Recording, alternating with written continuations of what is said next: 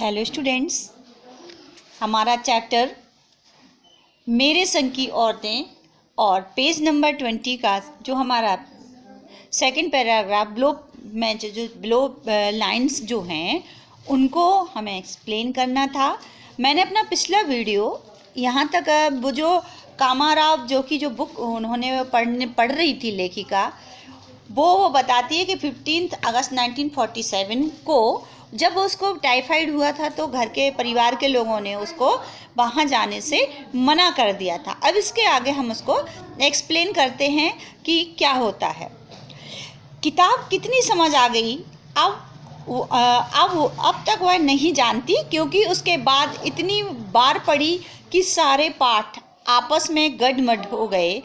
कितना पहली बार में पल्ले पड़ा, कितना बाद में कहना मुश्किल है, पर इतना विश्वास के साथ कह सकती हूँ कि उसका एक अध्याय जो बच्चों पर होने वाले अनाचार अत्याचार पर था, मुझे पहली बार में ही लगभग कंठस्थ हो गया था। उम्र के हर पड़ाव पर वह मेरे साथ रहा और मेरे लेखन में एक महत्वपूर्ण भाग को प्रभावित करता रहा। जैसे जादू का कालीन मेरा नाटक नहीं, वह तीन किलो की छोरी जैसी कहानियाँ व काठ गुलाब उपन्यास के कई अंश। लेखिका इस चीज़ को यहाँ में बताना चाहती है कि जो उसने जो ब्रदर्स जो है कारामज़ोव जो ब्रदर्स का जो नोवेल पढ़ा था, वो इतना उस दिन का पढ़ा हुआ नोवेल उसने कई बार पढ़ा, लेकिन ये उसके जीवन में सबसे अहम बिंदु और प्रभावी बिंदु रहा। और उसने इस जो नोवेल पढ़ा था उसके कई बार इस कैरेक्टर्स को तरह तरह के उपन्यासों में उतारा है। कहने का मतलब ये है कि लेखिका इस उपन्यास के हर एक पेज और ख़ासतौर से वह पेज जो बच्चों के लिए लिखा गया था, बच्चों के लिए लिखा गया था, उससे बहुत प्रभावित हुई। समझ रहे हो उस बात को। आगे वो कहती है माँ जी की मन्नत का असर रहा होगा कि मैं ही नहीं, मेरी चारों बहनें भी लड़की होने के नाते किसी हीन भावना का शिकार नहीं हुई। नानी, माँ और परदादी की परंपरा बरकरार रखते हुए लीक पर चलने से भी इनकार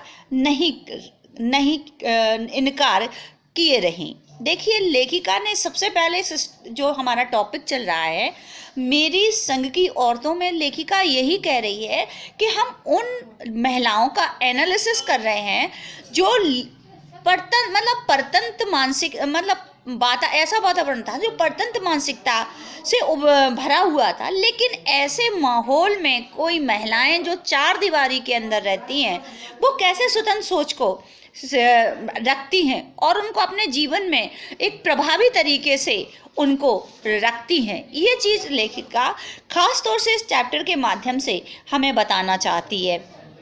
ठीक है, आगे देखते हैं। पहली लड़की जिसके लिए मन्नत मांगी गई थी वह मैं नहीं, मेरी बड़ी बहन मंजुला भगत थी। घर का नाम था रानी, बाहर का मंजुल भगत थी और घर का नाम था रानी, बाहर का मंजुल। लेखिका अवतार हुआ मंजुल भगत, क्योंकि लिखना शादी के बाद शुरू किया और अपना नाम बदलकर पति का ग्रहण करने में कोई हीन भावना अड़े नहीं आई, इसलिए पैदाइशी जैन नाम छोड़ भगत बनी। दूसरे नंबर पर मैं थी। घर का नाम उमा, बाहर का मृदुला। लेखिका अब अपने बारे में कहती है कि मेरी इससे भी बड़ी जो बहन थी वो कैसी थी, वो भी लेखन के क्षेत्र में आई और लेखन के क्षेत्र के अंतर्गत उन्होंने भी अपने विवाह के बाद लिखा। लेकिन बात ये बताना चाहती है कि उन्होंने अपना सरनेम थोड़ा सा चेंज कर दिया था, पर ये कोई परतंत्र मानसिकता का उस पर कोई संबंध नहीं था। लेखिका कहती दूसरे नंबर की मैं थी और मैंने भी यही काम किया, लेखन का कार्य किया। लेकिन वो कहती है मैं किस नाम से, मेरा घर का नाम था क्या, मेरा घर का नाम उमा था और मैं मृदुला गर्ग के नाम से लिखती थी। ठीक है।